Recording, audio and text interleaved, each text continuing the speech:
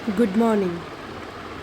आज हम BA final year history के पेपर 1 आधुनिक भारत का इतिहास के बारे में पढ़ेंगे। अभी तक हमने उसमें जो टॉपिक है 18वीं सदी में भारत कैसा था, इस चैप्टर के बारे में पढ़ रहे थे। और इसी चैप्टर के अंदर जो हमारा जो एक टॉपिक है वो है कि जब अंग्रेज़ भारत आए थे उस समय भारत की आर्थिक स्थिति जो थी वो किस प्रकार की थी। बच्चों, जब आर्थिक स्थिति की बात की जाती है तो सबसे पहले बात कृषि की होती है कि उस समय कृषि जो है वो किस प्रकार की थी, किसका स्वामित्व था और किस प्रकार की भूमि थी, कृषि का तरीका क्या था, सरकार द्वारा किस प्रकार से किसानों की सहायता की जाती थी। ये सब बातें इस संबंध में की जाती हैं। तो सबसे पहले अभी हम बात करते हैं कृषि के बारे में। कृषि के अंतर्गत जो भूस्वामित्व की बात होती है तो भूस्वामित्व जो था वो सिद्धांत रूप से तो सम्राट का ही था, किंतु व्यवहारिक रूप से भूमि पर काश्त करने वाले जब तक भूमि का जो लगान देते रहते थे तब तक वे भूमि के मालिक बने रहते थे। सामान्य रूप से किसान ना तो भूमि को बेच सकता था और ना ही उससे अलग हो सकता था। और वैसे देखा जाए तो किसानों को सामान्य रूप से बेदखल भी नहीं किया जा सकता था और उनके वंशजों का उनके खेतों पर उत्तराधिकार होता था। किसान यदि अपनी भूमि को छोड़कर कहीं और चले जाते तो सरकारी कर्मचारियों को आदेश थे कि उन्हें समझा बुझाकर वापस ले आए। अब बात की जाए कि भूमि जो है उसकी कौन कौन सी श्रेणियां थी, उसकी किस प्रकार की किस्म थी। तो मुग़ल काल में जो भूमि थी उसे मोटे तौर पर 2 श्रेणियों में विभाजित किया जा सकता है। पहली खालसा भूमि और दूसरी गैर खालसा भूमि। गैर खालसा भूमि के अंतर्गत हम जागीरी शासन आदि ले सकते हैं। मुग़लों के शासनकाल में जागीरदार अर्ध स्वतंत्र शासक थे। सम्राट जो थे वो उनके शासन में सामान्य अवस्था में कोई भी किसी भी प्रकार का हस्तक्षेप नहीं करते थे। खालसा भूमि सीधी सम्राट के नियंत्रण में थी। मालगुजारी निश्चित करने के लिए भूमि को 4 भागों में बांटा गया था। पहला पोलज, दूसरी परती, तीसरी चाचर और चौथी बंजर। ये जो वर्गीकरण था ये भूमि को जोतने पर आधारित था।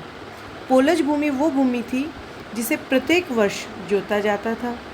परती भूमि को कुछ समय के लिए बिना जोते ही छोड़ दिया जाता था। चाचर भूमि 3-4 साल के लिए बिना जुती हुई छोड़ दी जाती थी और बंजर भूमि वह भूमि थी जिस पर 5 साल से अधिक समय तक कोई उपज नहीं होती थी। पहली 2 प्रकार की जो भूमि थी यानी कि पोलज और परती, इनको फिर से 3 श्रेणियों में विभाजित किया गया। कौन कौन सी श्रेणियाँ थी? पहली अच्छी, दूसरी मध्यम और तीसरी खराब।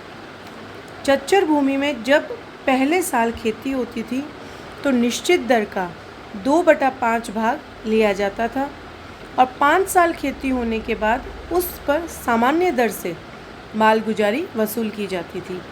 इसी प्रकार बंजर भूमि पर भी 5 साल के बाद पूरी दर से मालगुजारी वसूल की जाती थी।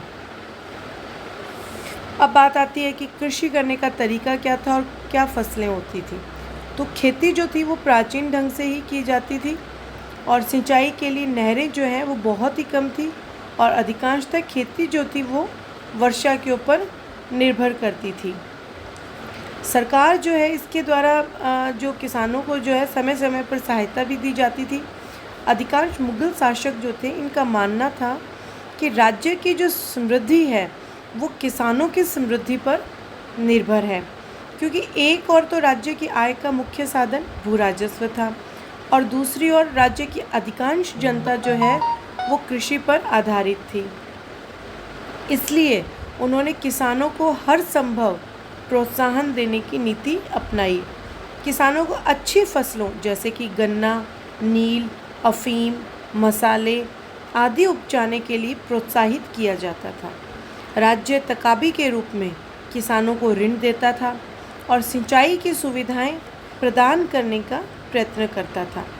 अनावृष्टि, अतिवृष्टि अथवा अकाल या अन्य किसी दैवीय प्रकार से फसल नष्ट हो जाने पर राज्य की ओर से उस क्षेत्र का भूमि कर माफ़ कर दिया जाता था और किसानों को आवश्यक रूप से सहायता प्रदान की जाती थी।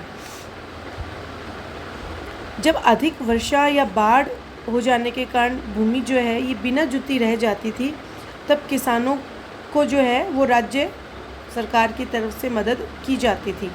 सरकारी कर्मचारी जो थे, इनको आदेश था कि वे किसानों से कोई अतिरिक्त कर वसूल ना करें और उनके साथ उदारता और सहृदयता का व्यवहार करें। यदि सैनिक अभियानों के समय किसानों की फसलों को किसी भी प्रकार की क्षति उठानी पड़ी तो राज्य उस क्षति की पूर्ति करता था।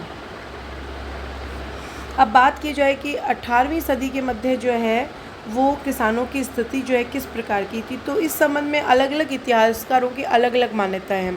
कुछ इतिहासकार ये कहते हैं कि किसानों की स्थिति संतोषजनक थी, तो कुछ कहते हैं कि नहीं, संतोषजनक नहीं थी।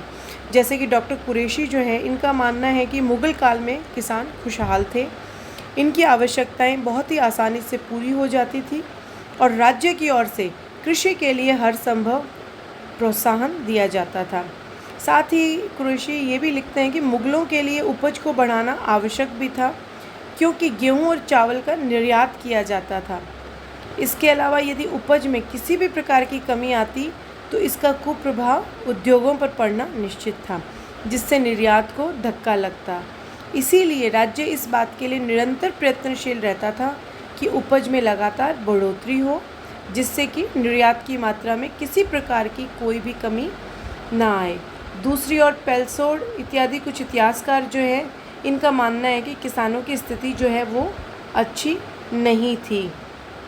किसानों को जो भूमि की जो पैदावार होती थी उसके अनुसार 1/3 से लेकर और आधा भाग तक भू राजस्व के रूप में देना पड़ता था।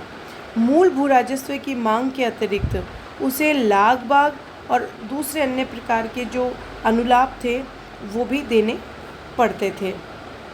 किसानों के द्वारा बहुत अधिक परिश्रम करने के बाद भी जो फसल तैयार की जाती थी तो उनमें से अधिकांशतः जो है वो तो उनकी भू राजस्व और दूसरे प्रकार के कर या यूँ कहें कि लाग बाग चुकाने के पास बहुत मुश्किल से उनके पास कुछ अनाज बच पाता था और इस अनाज से बहुत मुश्किल से भी ये अपने परिवार का पेट पाल पाते थे। किसानों के इस शोषण के विरुद्ध कई बार छोटे मोटे विद्रोह जो हैं ये भी हुए थे, परंतु उन्हें शक्ति से कुचल दिया जाता था। औरंगजेब के काल में जो सतनामी और जाटों के जो विद्रोह हुए थे वो इन्हीं चीज़ों की पुष्टि करते हैं। अब बात आती है कि जब किसानों का इतना अधिक शोषण होता था तो वो सहन कैसे कर लेते थे, तो इसका प्रमुख कारण ये था कि उस समय खेती योग्य जो भूमि थी वो प्रचुरता से उपलब्ध थी और जनसंख्या कम थी। इस कारण परिश्रमी किसान जो थे वो अधिक से अधिक भूमि प्राप्त कर अपनी उपज को बढ़ाते रहते थे।